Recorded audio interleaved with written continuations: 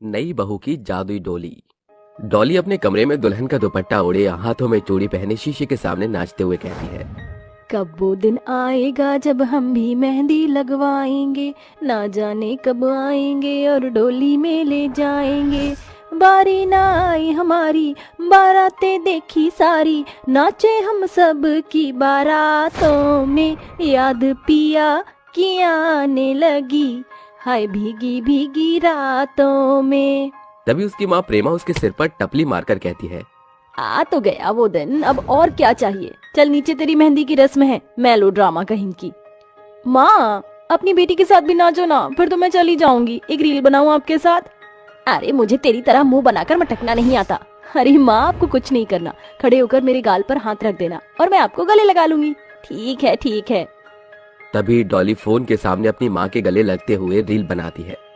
जिंदगानी बड़ी खूबसूरत हुई, जन्नत अब और क्या होगी कहीं, जो तू मेरा हमदर्द है, सुहाना हर दर्द है। दोनों की आंखों में आंसू आ जाते हैं और डॉली कहती है, अरे माँ, आपकी आंखों में आंसू क्यों आ गए? बदतमीज, तू भी तो रो रही है। हाँ तो मैं तो छोड़कर चली जाऊंगी ना, डोली में बैठकर अपने ससुराल में।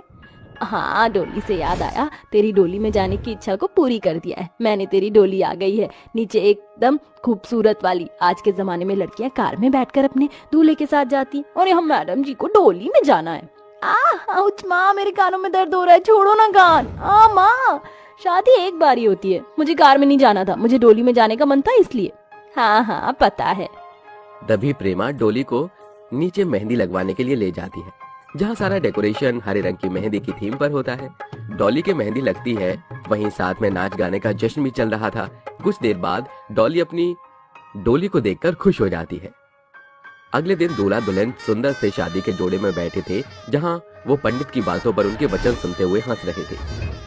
पुत्र वधू, इन 7 वचनों में एक वचन ये है कि आप कभी भी अपने स्वामी जैसे पति को बिन बताए कहीं नहीं जाएंगी।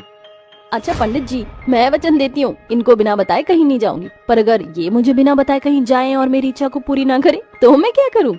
तो पुत्री, तुम्हारे हाथ में जो बेलन, झाड़ू, डंडा, करछी आए, उससे अपने स्वामी जैसे पति को अपना असली रूप दिखा देना।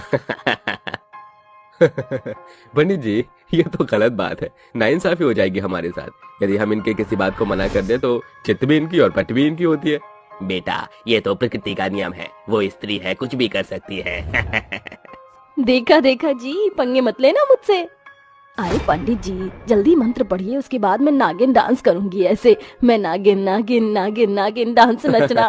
बस बस साली साहिबा, अब क्या नागमणि लेकर ही मानोगी? इस तरह हंसी ठिठोली के साथ दोनों की शादी संपन्न हो जाती है और विक्रम कार में बैठकर और डॉली डोली में बैठकर ससुराल के लिए निकलती है। रास्ते में डॉली डोली के अंदर बैठकर कहती है, बहुत मजा आ रहा है, मेरा नया जीवन शुरू होने वाला है अब। डॉली के इतना कहते ही उसकी डोली टूट जाती है और वो गिर जाती है। तभी उसका भाई नील उसे उठाकर कहता है, बहन तू ठीक तो है ना, ज्यादा लगी तो नहीं? नहीं भाई, मैं ठीक हूँ, पर मेरी डोली टूट गई। अब मैं अपने ससुराल कैसे जाऊंगी? मेरे ससुराल वाले इंतजार कर रहे होंगे। बहन, दूसरी डोली आने में और तेरी डोली को ठीक करवाने में टाइम लगेगा। क्या करें, जीजू को बता दूं क्या? अरे नहीं नहीं। अरे बाबा बाबा, गाड़ी आ रही है, हटिए सामने से। एक बूढ़ा व्यक्ति उसी सड़क से गुजर रहा था कि एक ट्रक तेज रफ्तार से आ रहा था। डोली उन बूढ़े बाबा को उस ट्रक से बचा लेती है और हाथ में उनके चोट लग जाती है और कहती है, अरे बाबा, आपके हाथ से तो खून बह रहा है, चलिए हॉस्पिटल चलते हैं। नील, तू किसी को ये बात मत बताइयो, मैं पास के हॉस्पिटल में उन्हें ले जाती हूँ। पर दीदी। तभी डॉली उन्हें पास के हॉस्पिटल में ले जाकर मरहम पट्टी करवा देती है और वो बाबा कहते हैं, बेटा बहुत बहुत शुक्रिया, तुमने मुझे बचा लिया। वो क्या है ना, कानों से कम सुनाई देता है, ट्रक का हॉर्न सुन नहीं पाया। कोई बात नहीं बाबा जी, आप रोड के किनारे चला कीजिए। क्या हुआ बेटा, तुम बड़ी परेशान लग रही हो, और तुम दुल्हन के जोड़े में हो, क्या बात है बताओ? वो बाबा, मैं जिस डोली में जा रही थी वो डोली टूट गई है, अब मैं अपने ससुराल कैसे जाऊं समझ नहीं आ रहा। इसी हॉस्पिटल के बगल में मेरी झोपड़पट्टी है, वहाँ डोली रखी है, तुम उस डोली को ले जाओ बेटा, तुम्हारी वो जिंदगी भर की मदद हो जाएगी। क्या मतलब बाबा, मैं कुछ समझी नहीं। वक्त आने पर सब समझ आ जाएगा बेटा। घर जाकर वो डॉली को अपनी डोली दे देते हैं, जहाँ उसके भाई उसे उसी डोली में बिठाकर उसके ससुराल के चौखट पर रखते हैं कि इतने में उसका देवर कुणाल परेशान होकर अपने भाई से कहता है, भाई मैं बर्बाद हो गया, अब मैं क्या करूंगा भाई। मेरे 2 लाख रुपए उस प्रोजेक्ट में लगे थे जो डूब गए, इसलिए बॉस ने मुझे ऑफिस से निकाल दिया। मेरे सारे पैसे और नौकरी गई। उन्होंने कहा है जब तक 2 लाख रुपए नहीं दूंगा तब तक वापस ऑफिस में शामिल नहीं करेंगे। मेरे पास भी पैसे नहीं है, सारा पैसा शादी में लगा दिया। हे भगवान, देवर जी और विक्रम तो बहुत परेशान हैं। काश उनकी परेशानी दूर करने के लिए मेरे पास 2-3 लाख रुपए होते जिससे मैं उनकी मदद करती। डॉली के ऐसा कहते ही उसकी डोली में एक तेज प्रकाश होता है जिसमें नोटों की ढेर सारी गड्डियां आ जाती हैं। पैसों को देखकर डॉली आश्चर्यचकित रह जाती है। हे भगवान, मैंने तो सिर्फ पैसों का जिक्र किया था, इतने सारे पैसे कैसे आ गए? कहीं उन बाबा की वजह से तो नहीं? उन्होंने कहा था वक्त आने पर पता चल जाएगा। इसका मतलब ये एक जादुई डोली है। मैं देवर जी को ये पैसे दे देती हूँ। बाहर आकर डॉली पैसे की गड्डी को अपने देवर के हाथ में रखकर कहती है, देवर जी, आपको अपनी नौकरी नहीं खोनी पड़ेगी। ये लीजिए 3 लाख रुपए हैं, आप अपने बॉस को दे सकते हैं। भाभी आप बहुत अच्छी, शुक्रिया भाभी, पर इतने सारे पैसे आप डोली में लेकर क्यों आ रही थी?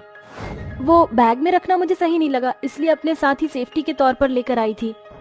डॉली, तुमने तो ससुराल में आते ही परेशानियों को खत्म कर दिया। मैंने बहुत अच्छे जीवन साथी से शादी की है। सच में मेरी बहू लाखों में एक है। अब अंदर भी चलो कि यहीं पर खड़े रहना है? अरे भैया, इस डोली को ले जाओ, कोई काम नहीं। नहीं नहीं मम्मी जी, प्लीज प्लीज इस डोली को कहीं मत भेजिए, इससे मेरी शादी की यादें जुड़ी हैं। मैं इसे अपने कमरे में ही रखना चाहती हूँ, प्लीज माँ जी। अच्छा ठीक है।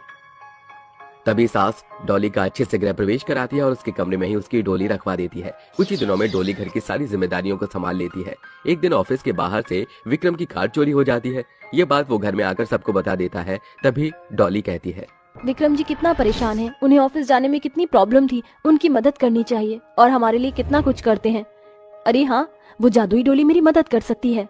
तभी डॉली अपने जादुई डोली में बैठकर कहती है, हे जादुई डोली, मेरी मदद करो। मेरे पति के पास पैसे नहीं हैं, उन्हें कार की जरूरत है, मुझे पैसे दे दो। ये कहते ही जादुई डोली में तेज प्रकाश के आते ही उसके सामने और हाथों में नोटों की गड्डियां आ जाती हैं, जिसे वो अपने पति के लिए एक बेहतरीन कार खरीद कर परिवार के सामने उसे सरप्राइज देती है, जिसे देखकर वो बेहद खुश हो जाता है। तभी सास उसकी बलाएं लेकर कहती है, बहू, तुम मुझे साक्षात लक्ष्मी देवी का रूप लगती हो, जो हमारे घर की सारी परेशानियों को चुटकी में दूर कर देती है। माँ जी, कैसी बातें करती हैं आप? परिवार की मदद करना तो मेरा फर्ज है। चलो तुम्हें लॉन्ग ड्राइव पर ले चलो। तभी दोनों नई कार में लॉन्ग ड्राइव पर जाते हैं कि सामने डोली को भूखे अनाथ बच्चे दिखाई देते हैं। विक्रम जी, ये बच्चे बहुत भूखे और बेसहारा हैं। मैं इन्हें ऐसे नहीं देख सकती, मुझे इनकी मदद करनी है। ठीक है। तभी डॉली गाड़ी से उतरकर मासूम 5-6 बच्चों का भरपेट खाना खिलाती है, फिर उन्हें अच्छे अनाथालय में छोड़ देती है। घर जाकर वो अपने जादुई डोली में बैठकर कुछ पैसे मांगती है, जो वो अनाथ बच्चों के आश्रम में सभी बच्चों के लिए लाती है। इस तरह डॉली अपनी जादुई डोली से गरीब भूखे अनाथ बच्चों, बूढ़े बूढ़ों की मदद करती है। किसी को जादुई डोली के बारे में पता नहीं लगता और वो हमेशा उसे अपने पास रखती है।